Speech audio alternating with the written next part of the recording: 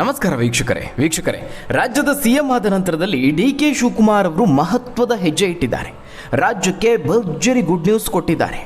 ರಾಜ್ಯದ ಜನತೆಗೂ ಕೂಡ ಈ ಒಂದು ಪವರ್ಫುಲ್ ಮೀಟಿಂಗ್ ತುಂಬಾನೇ ಮುಖ್ಯವಾಗಿತ್ತು. ಆ ಸಭೆ ಈಗ ಯಶಸ್ವಿಯಾಗಿದೆ. ನಿಮ್ಮೆಲ್ಲರಿಗೂ ಗೊತ್ತಿರೋ ಹಾಗೆ ರಾಷ್ಟ್ರ ರಾಜಕಾರಣದಲ್ಲಿ ನೀಟ್ ಗದ್ದಲ ಸಂಚಲನ ಮೂಡಿಸಿತ್ತು. ಇದರಿಂದಾಗಿ ರಾಜ್ಯದ ವಿಚಾರಗಳೆಲ್ಲವೂ ತೆರೆಮರೆಗೆ ಸರಿದಿತ್ತು. ಸದ್ಯ ಧರ್ಮೇಂದ್ರ ಅವರ ರಾಜೀನಾಮೆ ಅಧಿವೇಶನದಲ್ಲಿ ವಿಪಕ್ಷಗಳ ಗದ್ದಲ ಸದ್ದು ಮಾಡ್ತಾ ಇದೆ. ಸ್ವಲ್ಪ ಮಟ್ಟಿಗೆ ಈ ನೀಟ್ ಗದ್ದಲ ತಣ್ಣಗಾಗ್ತಿದ್ದ ಹಾಗೆ ರಾಜ್ಯ ರಾಜಕಾರಣದ ವಿಚಾರಗಳು ಮುನ್ನೆಲೆಗೆ ಬಂದಿವೆ. ರಾಜ್ಯ ಸರ್ಕಾರದಲ್ಲಿ ಮಹತ್ವದ ಬದಲಾವಣೆಗಳಾಗ್ತಾ ಇದೆ. ಸಚಿವ ಸಂಪುಟ ವಿಸ್ತರಣೆ ಆಗೋದಿದೆ. ಇದಕ್ಕಾಗಿ ಡಿ.ಕೆ. ಶಿವಕುಮಾರ್, ಸಿದ್ದರಾಮಯ್ಯ ಅವರು ಈಗಾಗಲೇ ತಮ್ಮ ಹೈಕಮಾಂಡ್ ಜೊತೆ ಚರ್ಚೆ ಮಾಡಿ ಆಗಿದೆ. ಒಂದು ವಾರದ ಒಳಗಾಗಿ ಸಂಪುಟ ವಿಸ್ತರಣೆ ಆಗೋದು ಬಹುತೇಕ ಖಚಿತ. ಇದೆಲ್ಲದರ ನಡುವೆನೇ ಮುಖ್ಯಮಂತ್ರಿಗಳು ಒಂದು ದೊಡ್ಡ ಹೆಜ್ಜೆಯನ್ನು ಇಟ್ಟಿದ್ದಾರೆ. ವೀಕ್ಷಕರು, ಇನ್ನೊಂದು ವಿಚಾರ ಏನಂದರೆ, ಡಿ.ಕೆ. ಶಿವಕುಮಾರ್ ಅವರು ಸಿಎಂ ಆದ ನಂತರದಲ್ಲಿ ಸಿದ್ದರಾಮಯ್ಯ ಅವರ ಹೆಸರು ಸ್ವಲ್ಪ ಮಟ್ಟಿಗೆ ತೆರೆಮರೆಗೆ ಸರಿದಂತೆ ಕಾಣಿಸ್ತಾ ಇದೆ. ಇದೇ ಸಂದರ್ಭದಲ್ಲಿ ಅವರು ಚುನಾವಣಾ ರಾಜಕೀಯಕ್ಕೆ ನಿವೃತ್ತಿ ಘೋಷಣೆ ಮಾಡಿದ್ದಾರೆ. ಕಾಂಗ್ರೆಸ್ಗೆ ರಾಜ್ಯದಲ್ಲಿ ಇನ್ನು ಮುಂದೆ ಅಧಿಕಾರಕ್ಕೇರೋದಕ್ಕೆ ಸ್ವಲ್ಪ ಕಷ್ಟ ಆಗಬಹುದು.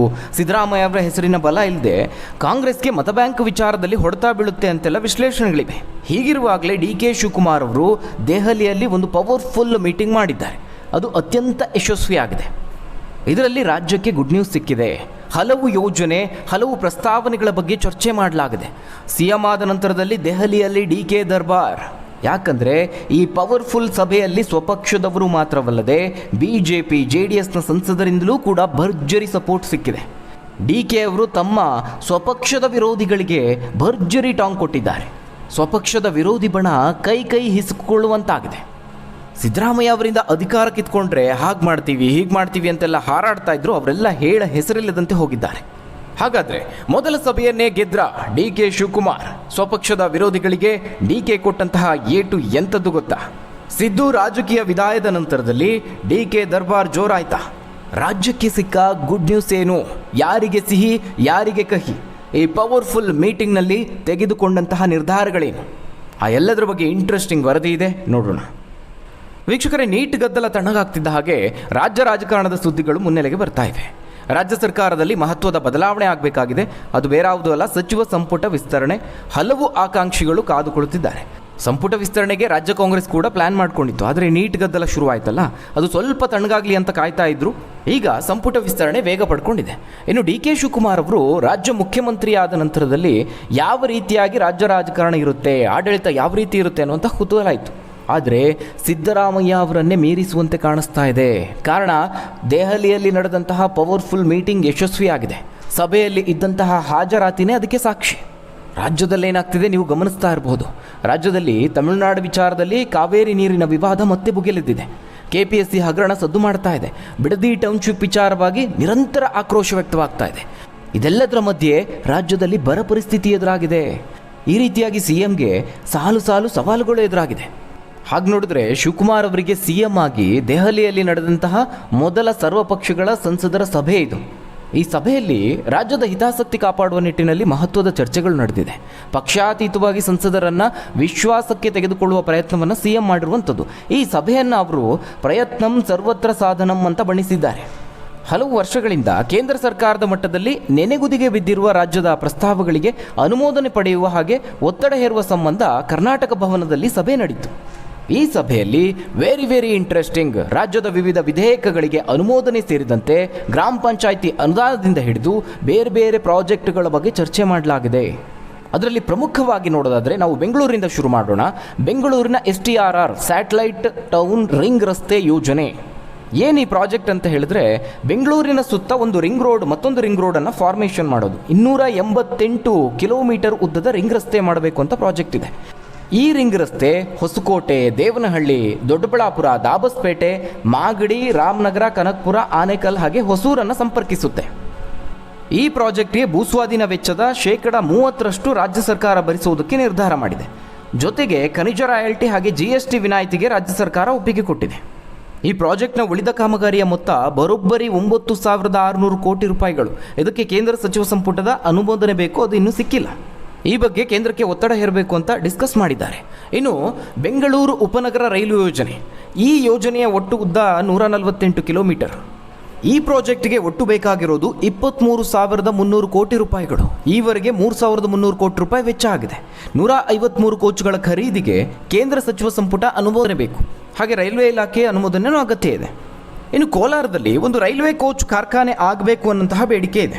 2014ರಲ್ಲಿ ಕೇಂದ್ರ ಸಚಿವ ಸಂಪುಟದಿಂದ ರಾಜ್ಯ ಸರ್ಕಾರ ಹಾಗೆ ರೈಲ್ವೆ ಇಲಾಖೆ 50-50 ಮಾಡ್ಕೊಳ್ಳೋಣ ಅಂತ ಈ ಪ್ರಾಜೆಕ್ಟ್ನ ವೆಚ್ಚ ಭರಿಸೋದಕ್ಕೆ ಅನುಮೋದನೆ ಆಗಿತ್ತು. ರಾಜ್ಯ ಸರ್ಕಾರ ಭೂಮಿ ಕೂಡ ಕೊಟ್ಟಿದೆ, ಆದರೆ ಯೋಜನೆ ಇನ್ನೂ ಜಾರಿಯಾಗಿಲ್ಲ. ರಾಜ್ಯದಿಂದ ಮತ್ತೊಂದು ಮೇಜರ್ ಡಿಮ್ಯಾಂಡ್ ಏನಪ್ಪ ಅಂದರೆ ಕಮರ್ಷಿಯಲ್ ಪರ್ಪಸ್ಗೆ HAL ವಿಮಾನ ನಿಲ್ದಾಣವನ್ನು ಪುನರ್ ಆರಂಭ ಮಾಡಬೇಕು ಅನ್ನೋದು. ನಾಗರಿಕ ವಿಮಾನಯಾನ ಸಚಿವಾಲಯದಿಂದ ಅಂತಿಮ ನಿರ್ಧಾರ ಇನ್ನೂ ಕೂಡ ಕೈಗೊಂಡಿಲ್ಲ. ಅದಕ್ಕಾಗಿ ಈ ಸಭೆಯಲ್ಲಿ ಡಿಸ್ಕಸ್ ಮಾಡಲಾಗಿದೆ. ಇನ್ನು ರಾಜ್ಯಕ್ಕೆ ಹೆಲ್ಪ್ ಆಗುವ ಮತ್ತೊಂದು ಮಹತ್ವದ ಪ್ರಾಜೆಕ್ಟ್ ಅಂದರೆ ಸಾಗರಮಾಲಾ ಯೋಜನೆ.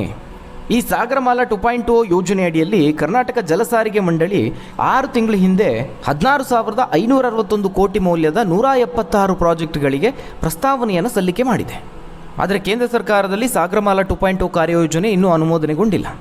ಈ ಯೋಜನೆಯಿಂದ ಏನು ಲಾಭ ಅಂತ ಹೇಳಿದ್ರೆ ಕರಾವಳಿ ಮೂಲಸೌಕರ್ಯ, ಬಂದರು ಸಂಪರ್ಕ, ಮೀನುಗಾರಿಕೆ ಹಾಗೆ ಪ್ರವಾಸೋದ್ಯಮಕ್ಕೆ ಉತ್ತೇಜನ ಸಿಗುತ್ತೆ. ಹಾಗಾಗಿ ಈ ಪ್ರಾಜೆಕ್ಟ್ನು ಕೂಡ ಗಮನಕ್ಕೆ ತಗೋಬೇಕು ಅಂತ ಈ ಸಭೆಯಲ್ಲಿ ಮನವಿ ಮಾಡಿಕೊಳ್ಳಲಾಗಿದೆ. ಇನ್ನು ರಾಯಚೂರಿನಲ್ಲಿ ಏಮ್ಸ್ ಸ್ಥಾಪನೆ ಮಾಡಬೇಕು ಅಂತ 2023ರಲ್ಲೇ ಪ್ರಸ್ತಾವನೆ ಸಲ್ಲಿಸಿದ್ರು. ಕಳೆದ ತಿಂಗಳಲ್ಲೂ ಪ್ರಧಾನಮಂತ್ರಿಗೆ ಮುಖ್ಯಮಂತ್ರಿಗಳು ಪತ್ರ ಬರೆದಿದ್ರು. ರಾಯಚೂರಲ್ಲಿ ಏಮ್ಸ್ ಆದರೆ ಸ್ಥಳೀಯವಾಗಿ ಅಭಿವೃದ್ಧಿ ಆಗುತ್ತೆ, ಆರೋಗ್ಯ ಸೇವೆ ಸಿಗುತ್ತೆ. ಇದಕ್ಕೆ ಕೇಂದ್ರ ಆರೋಗ್ಯ ಹಾಗೆ ಕುಟುಂಬ ಕಲ್ಯಾಣ ಸಚಿವಾಲಯದಿಂದ ಅನುಮೋದನೆ ಬೇಕು.